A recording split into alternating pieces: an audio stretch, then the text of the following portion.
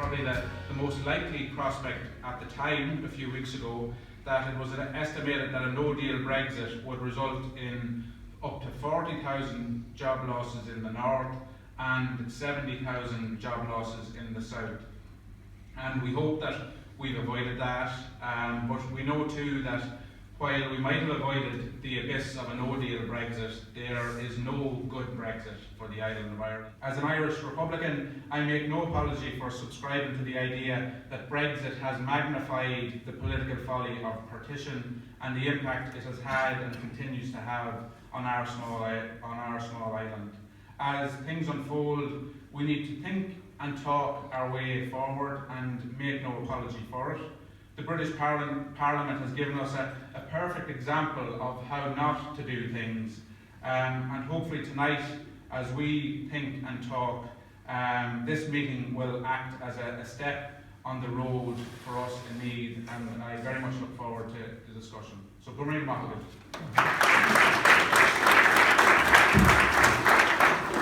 We find ourselves on platforms like this, and I just think that the conversation is so fascinating. The people actually see that the Brexit mess unfolding in front of them and all the uncertainty, and I know we're going to talk a bit more about that throughout the course of this evening, but all the uncertainty that's there.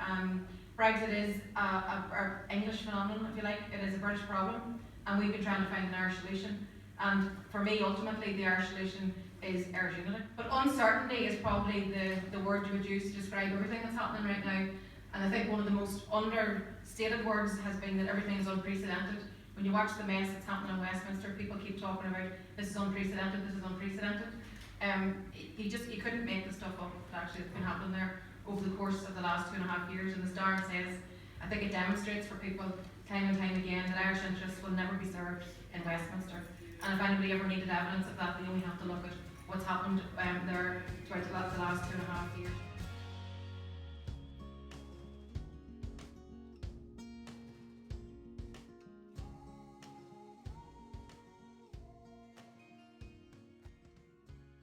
And people involved in farming, in businesses, in community activity came together and formed border communities against Brexit. Do you want to give an outline of the work that you've been doing and why it has been so important? Thanks, Matt.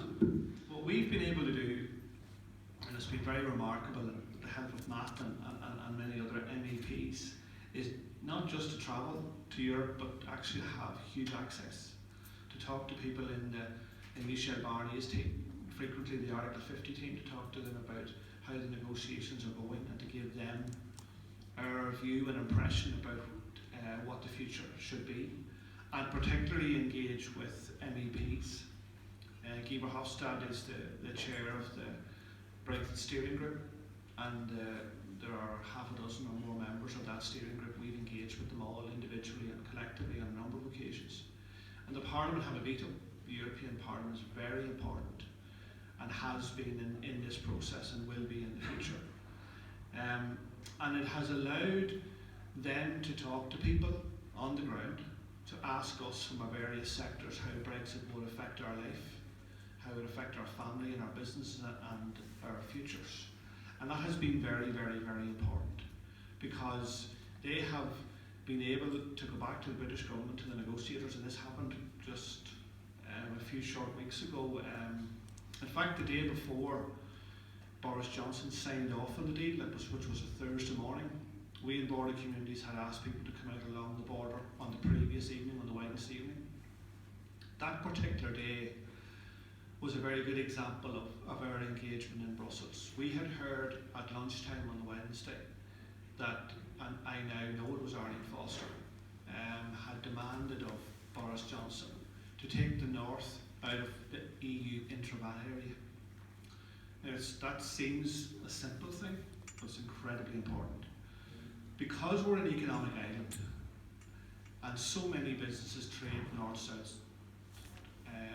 and south-north, when they do that, and they move their product or sell their product, they do it on a VAT-free basis. And she was looking at knocked on the head. Had that been the case, hundreds and hundreds and hundreds of businesses were closed. A wholesaler rang me that afternoon at 3 o'clock and said, "Damian, is this true? Is this happening?" For me, he said, in my business, it's 40,000 a week. And being out of the EU intravat area means that it would probably take 10 months before that VAT can begun to be reclaimed. And for him, it was a 1.5 million bill that he would have had to finance. And that's one of a number of examples about how an organisation like ours can put the issue of the man and woman on the island of Ireland at the heart of the EU institutions. Don't know how to scale companies in this country. So that's what we're trying to do. That's our thing in the Mid-East region. And has Brexit impacted on all of that? Well, Brexit, to be honest with you, like we started, and again going back to Joey, like we started talking about this, we started looking at this back in kind of 2013, 2014. Brexit comes along in 2016. I suppose what Brexit is doing is accelerating the need for alternatives. And that's good for us because we're looking at global markets. We're looking at the Chinas, we're looking at Europe, we're looking at Asia, we're looking at anywhere else where we can potentially do business, but we're not geared for it, we're not set up for it. The agencies don't know how to fund it. They want step change. Our government and our agencies like Enterprise Ireland want step change projects that can really drive regional development. But you give them step change and it scares the life out of them. They say, no, we can't fund that. Give us something that we've seen before and we'll fund that. So they won't fund anything that will really create the value until you've already proved it can work. There was a very large conference in Belfast and it struck a mood.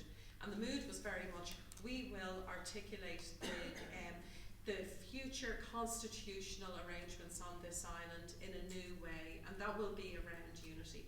And so Irish unity was absolutely spoken about in the context of if Stormont can't guarantee the rights of Irish citizens, and we see those rights being under attack all the time in that environment, and if Westminster will absolutely abdicate its responsibility under the Good Friday Agreement, and Irish citizens can't realise their rights either from Westminster, obviously, but they can't really realise them in an internal settlement, then they are going to look for another dispensation, and that will be an all-island dispensation. And that starts to be articulated very, very loudly, and people not apologising for using the term Irish unity.